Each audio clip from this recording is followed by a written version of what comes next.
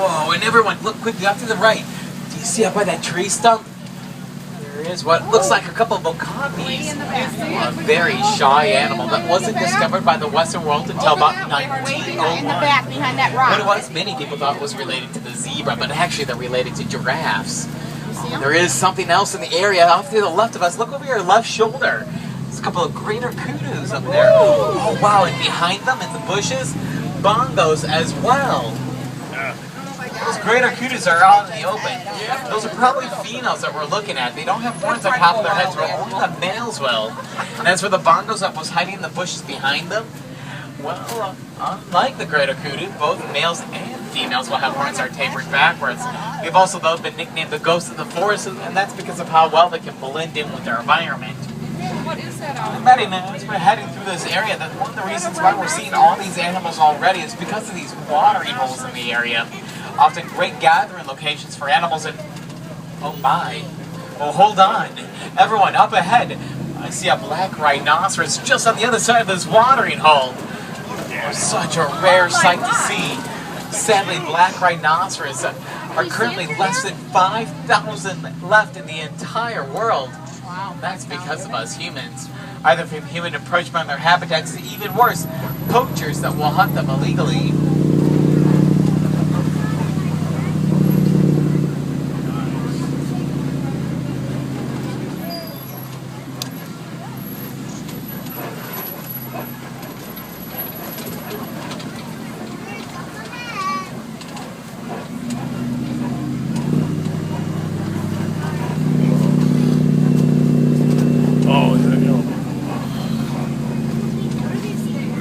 No, though. I'm not really seeing anything else in the area. I guess I'll take us down towards the Safi River. Maybe there we'll find some larger mammals.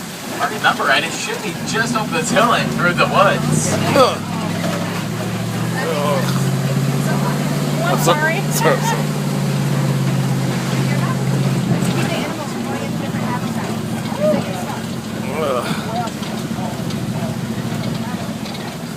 Poachers! I've probably seen all these little tiny holes along the cliffside. Well, those are African bee-eater nests. They belong to a bird that's very unique that eats insects in mid-flight. Some of you may have also noticed that there was a Nile hippopotamus in the area, but we're going to travel along the river for some time. We'll stumble across a few more. But for now, just around the river bend, we've come across some pink-backed pelicans, very sociable group of birds to hunt together. They also got that nickname because of how their pink color that they have throughout the mating season. Wow, and in the water just past that island, Nile hippopotamus. They only weigh 85 pounds when they're first born, yet when fully grown they can tip the scales at a whopping 5,000 pounds. They spend most of the day in the water to support that massive body weight and can even hold their breath for about 8 minutes.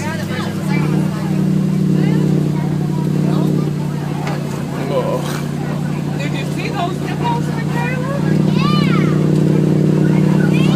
How cool is that? Where are they?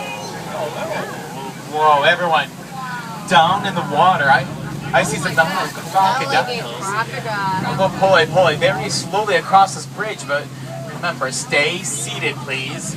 For down below, I see some Nile crocodiles. These are large predators that can reach lengths of 20 feet. With powerful jaws that can crush the bones of their prey with a pressure around 2,000 pounds per square inch. I don't think I want to stick around to see that happen, so let's head further into the reserve to see what other animals we may come across.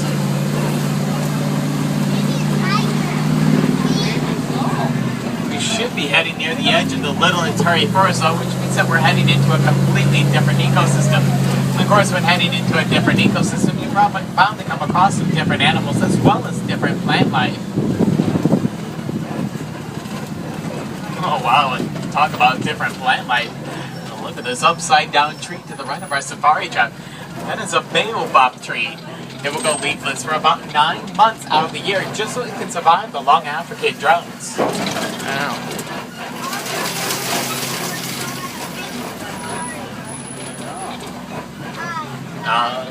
Here is my favorite view of the savannah, though, the Serengeti grassland. It spreads for hundreds of miles through East Africa. It's like a super highway for millions of migrating animals. It's also home, though, to some of Africa's more popular animals like the elephant and the lion. This, of course, is the wild Africa that we're striving to protect. As we continue along with the safari trip, take a look around us. The landscape here is always changing, and that's because of the animals that live here. Elephants are like natural bulldozers that come along, knocking over the trees, breaking off their limbs so they can get to the leaves, allowing the grass to spread throughout the area. Giraffes, on the other hand, are like pruning shears, eating down the sides of the tree leaves so that sunlight will shine upon the plants below. The larger antelope and zebra will come down taller grasses, thus letting new sprouts grow in their place. But we must not forget about the smaller animals like Thompson gazelles and warthogs, which will trim and clean up the edges. Pretty much in a perfectly balanced ecosystem, there is enough food for everyone. Now, coming up right on the left of our safari truck, a few Patterson elands are in the area. No, there's one on the right as well. These Patterson elands can weigh around 2,000 pounds if they're male and stand about 6 feet tall just at shoulder height. Don't be fooled by their size, though. Patterson elands can jump into the air 6 feet. Getting ever so closer to us, though, is a small tower of giraffes. Looks like these are Maasai giraffes. They have kind of a dark pattern with a lacy-like edge to them. They can stand those 16 to 20 feet tall, making them the tallest land mammal on Earth.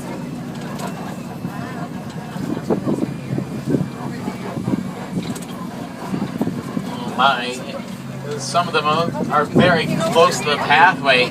Friends, they are curious animals, so we're going to go pulley-pulley, very slowly past them. But remember, stay seated at all times and keep your hands inside the vehicle as well. Like I said, I'm just going to go very slowly past them.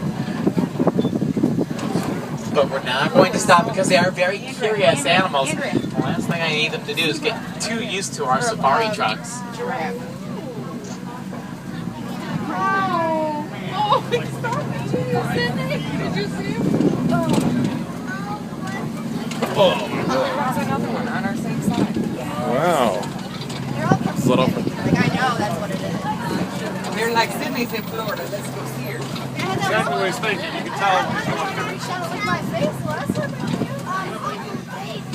It's our story, Mike. Let us tell it any way we want. Look at him. He ain't worried about nothing except what he's eating. Yeah, you know, that guy looks funny. Right up ahead, though, I see the clearing another giraffe as well as a few other animals. Some grayish-looking animals, which are white-bearded wildebeest, also known as gnu, and that's for the low grunting noise and male exit time, spelled G-N-U.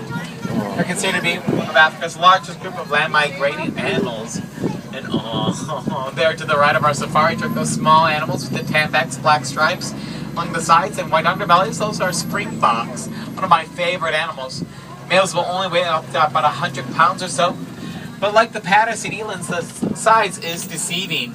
Springboks can jump anywhere from 9 to sometimes 11 feet. And nearby those grayish-looking animals as well, there's a lone animal called a waterbuck. It will secrete oil from its skin coverings for waterproofing itself. That same oil then can be used to mark its territory. And along that island of palm trees, I see a couple of animals with some huge horns upon their head. Those are Nkoli cattle, also known as Watusi cattle. That's for the Watusi tribe that domesticated them in Africa. The horns can reach a amazing 6 feet in length with a 20-inch base. Oh, and there's those sable antelope I was talking about before we headed into the reserve. Some of them are light in color. That's because they're still young. As they get older, they will get darker, and the horns on top of their head will reach about 50 to 60 inches in length.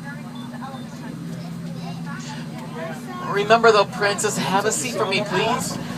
Asante Sana, thank you. We're heading up towards an area of the reserve that's been nicknamed by the safari drivers as Monkey Point, an area of the reserve where safari drivers have seen some troops of manjo monkeys. They're very colorful. They have bright blue and pink faces. Of course, the more dominant the male is in the troop, the more colorful they'll be.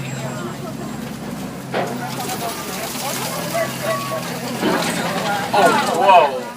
It also looks like an African elephant is coming to this area. Judging by its size, though, and the fact that it's by itself, it's probably a bull. a male elephant. Love that. Looks like we're coming to an area that'd be a great place for us to stop for a few seconds. Get those cameras out quickly. On the left, there's some mandrill monkeys along those rocks, and then bushes, and then that elephant off to the right. Carolyn would I love did see quite a bit of dirt falling off the backside of that African elephant, so walked down towards this watering hole. They actually toss dirt and grass upon themselves to help protect their skin from the harsh sunlight, as well as annoying insects.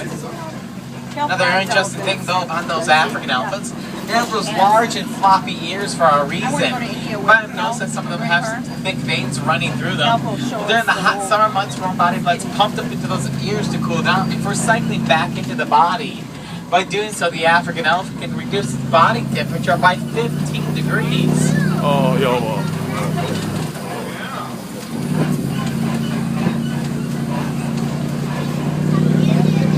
Great, another bridge though up ahead here. This one sees some better days. Looks like there's no way to go around it. We're going to have to go over it. Just hold on tight. I'm sure we'll be fine.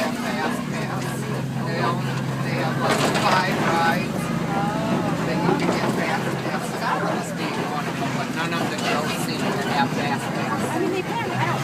But a lot of them is looking at, yeah, some of them run every half hour and some of them run every hour. Yeah. Some on the hour and some on the Quickly, half look, hour. Bob, on the left, friends. Oh wow, there was a zebra up there. Zebra. I think that was a red zebra. Well, those stripes are like a human fingerprint. No zebra is nothing to say. Oh, I think we made it down some red clay pits in the area. By the looks of these, elephants have found them as well. They actually do eat the red clay for the beneficial minerals that it contains. These African elephants, both male and female, will grow those ivory tusks. Sadly, this is just one of the reasons why they're often hunted. We are doing Canada Reserve. Our scientists are researching the vocal communications between elephants. This way, we get a better understanding of how they live their lives so that we can save them.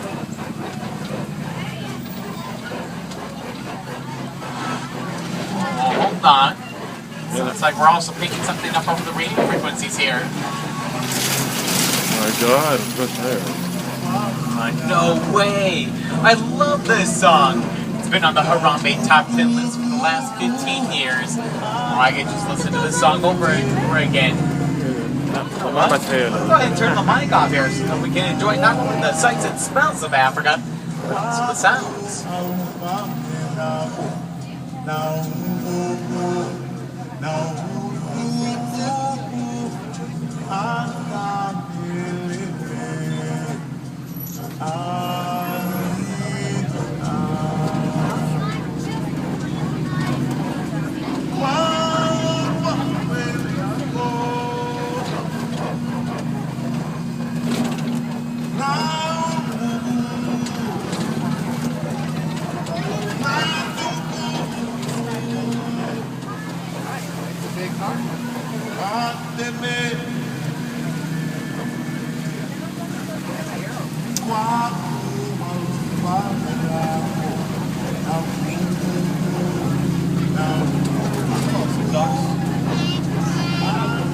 Oh, and look, flamingos!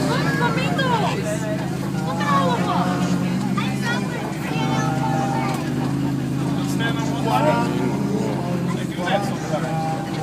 Well, friends, as we circle around the island here, we are passing by flamboyant greater flamingos. They get their pink color from the brine shrimp they eat, which contains beta-carotene. It takes around a year and a half for them to turn completely pink. We also pass by one of the research students that like to come on